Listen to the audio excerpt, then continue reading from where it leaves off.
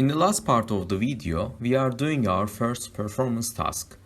First, we will have a look at some points to consider before writing. Then, we will study 2 vocabulary items necessary to understand the texts. Finally, you'll do the task. The last part will last about 8 minutes.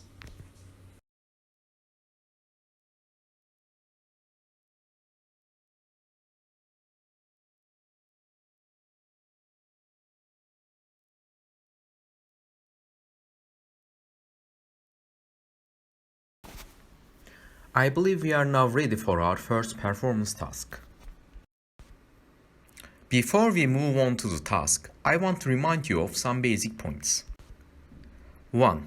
It is very important to determine the relationship between the lecture and the reading text. Paying attention to keywords, phrases, or linkers in the lecture will help you understand the perspective. Similarly, you need to underline the keywords, phrases, or linkers while reading the text. This will allow you to determine the connection better between these sources. 2. Since you will listen to the lecture only once, it is also important to take good notes. One of the best ways to improve note-taking skills is to listen to text and take notes. So, practice. You may also refer to your note-taking handouts to remember the key points. 3. Direct lifting is not welcomed. You need to find ways to paraphrase the ideas in the reading text. Pay attention to part of speech, tenses, structures, linkers, and so on to revert the ideas. Again, practice makes perfect. And finally, there might be an extra main point in the lecture. You will not find the corresponding point in the reading text, but you are still expected to mention this extra point in your writing. Before we start performing the task, there are 2 vocabulary items we need to study. The first one is blood-borne diseases. These are the viruses that are carried in blood. Some blood-borne diseases are hepatitis B, hepatitis C, or HIV. The second one is infection. It is the act or process of causing or getting a disease. Please have a look at the example sentences. In the last line, you can see the verb plus noun collocation. Alright, it is time to listen to the lecture. Prepare your papers so you can take your notes. Performance task, note-taking. You will hear a lecture on fish pedicure. While listening, take notes on all the main points and important details of the lecture. You will hear the lecture once. Hello everyone! Today we will discuss the fish pedicure. Have you heard of fish pedicures? Well, it is a kind of foot care that is done with fish. Yes, you've guessed right. You put your feet in a water tank full of fish, and the fish come and eat dead skin off of your feet. When the fish eats the dead skin, the result is smooth and clean feet. Many countries around the world today promote this natural healing procedure. However, are fish pedicures really always beneficial, or are there any drawbacks to them? Well, there are some important negative aspects of having a fish pedicure that need to be addressed. The first one is related to a vital issue: health. The fish live in small tanks or aquariums in the pedicure salons. The water in these tanks is generally not cleaned between clients. That is, when one client has had a pedicure in one tank, the same tank is used for the next client because,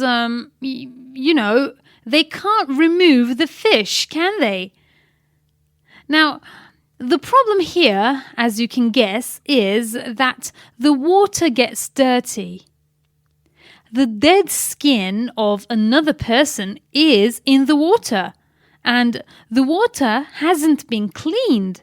So there is the possibility of infection. That is only one thing, however. Another thing that can cause infections is that the fish are the same. Yeah, they use the same fish for every client.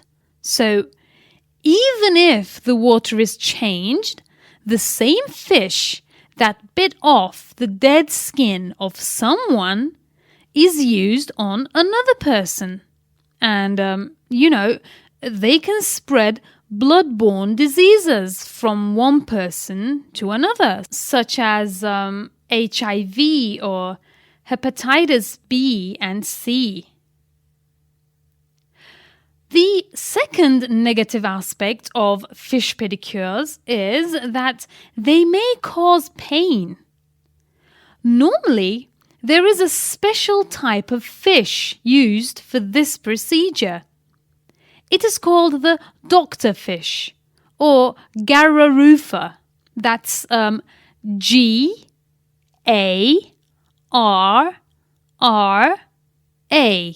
Garra, R-U-F-A. Rufa. Garrarufa.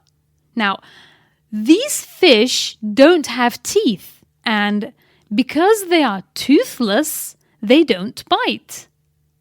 However, there are other types of fish that look very similar to Garrarufa. Sometimes these other types of fish are put in salons' fish tanks. These fish do have teeth and they can bite off skin from one's feet. Biting off skin may cause bleeding and it may hurt a lot. Now, of course, a fish pedicure is not always bad, so let's move on to the positive. Now, please read the text. You will have 5 minutes. When you finish, or when the time is up, continue watching. Now, pause the video.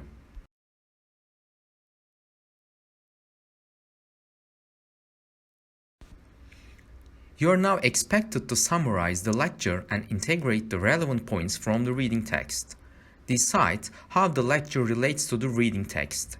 Before starting, have a look at what is expected from you.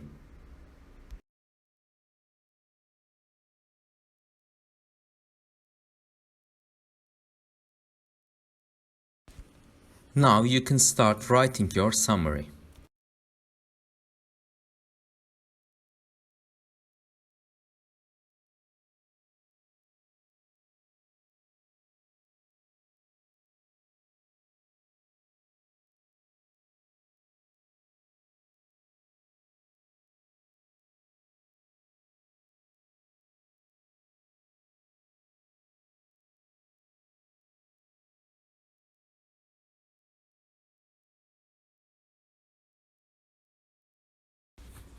That's the end of the video.